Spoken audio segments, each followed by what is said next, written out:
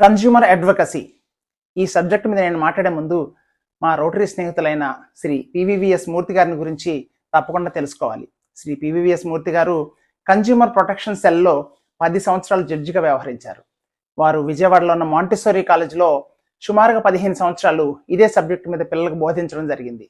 ఆ తర్వాత నాగార్జున యూనివర్సిటీ, అలాగే హైదరాబాద్లో ఉన్న నల్సార్ యూనివర్సిటీ వారి ఆహ్వానం మేరకు విజిటింగ్ ప్రొఫెసర్గా వారు ఇప్పటికి కూడా వర్క్ చేస్తున్నారు.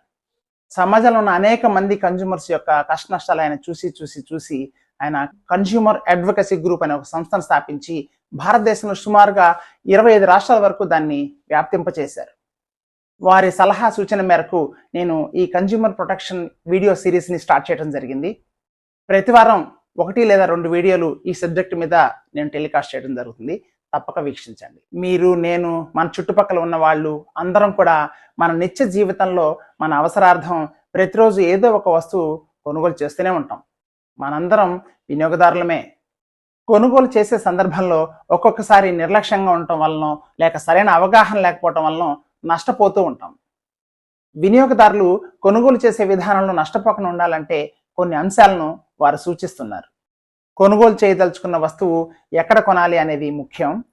ఆ వస్తువు సరైన ధరలో ఎక్కడ దొరుకుతుందో ఆరా తీయటం, ఎంచుకున్న ఆ షాప్ వారు మోసం చేయడం నిర్ధారించుకున్న తర్వాత అప్పుడు కొనుగోలు చేయటం మంచిది.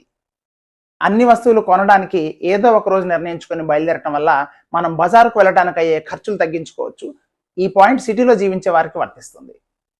కొంటున్న వస్తువు యొక్క ధర, నాణ్యత, బరువు సరిగ్గా ఉన్నాయా లేదా, తేడాలు ఏమైనా ఉన్నాయా సరిచూసుకోవటం మన బాధ్యత. వినియోగదారులు తప్పకుండా తెలుసుకోవాల్సిన సమాచారం ప్యాకెట్పై ముద్రించబడి ఉంటుంది. మనలో చాలామంది ఆ వివరాలు చదివే దగ్గర నిర్లక్ష్యం చూపిస్తాం. అందులో మనకు అవసరమైన వివరాలన్నీ తప్పకుండా చదివిన తర్వాత మాత్రమే కొనుగోలు చేయాలి. ఉదాహరణకు మీరు మందులు కొనేటప్పుడు ప్యాకెట్పై ఆ మందు ఏ తేదీన ఎక్స్పైర్ అవుతుంది అనే సమాచారాన్ని చెక్ చేసుకోవాలి. కాలదోషం పట్టిన మందులు చూసుకోకుండా కొనటం వల్ల నష్టపోయేది మనమే. సమాచారం పొందే హక్కును పరిరక్షించుకోవటం అంటే ప్యాకెట్పై ఉన్న సమాచారం చదవటమే. వినియోగదారులు చాలా సందర్భాల్లో బిల్లు తీసుకోవటంలో నిర్లక్ష్యం వహిస్తారు. బిల్లు తీసుకోవటం ద్వారా ఆ వస్తువు పలానా షాపులో కొన్నట్లుగా సాక్ష్యం ఉంటుంది. ఆ వ్యవహారంలో ఏమైనా నష్టపోతే మిమ్మల్ని రక్షించేది ఆ బిల్లు మాత్రమే. ఇంకో ముఖ్యమైన విషయం ఏంటంటే, మీరు చట్టం దృష్టిలో వినియోగదారుడిగా గుర్తింపబడేది ఆ బిల్లుతో మాత్రమే. అంతేకాదు, ఎవరైనా వ్యాపారుల దగ్గర మీరు మోసపోయినట్లయితే ఆ విషయం తోటి వినియోగదారులకు చెప్పడంతో ఆగిపోకుండా వినియోగదారుల హక్కులను వినియోగించుకుని ఏ మార్గాల్లో ఏ విధంగా నష్టపరిహారం పొందవచ్చు అనే వివరాలను ఈ సిరీస్లో వచ్చే తర్వాతి వీడియోలో తెలుసుకుందాం.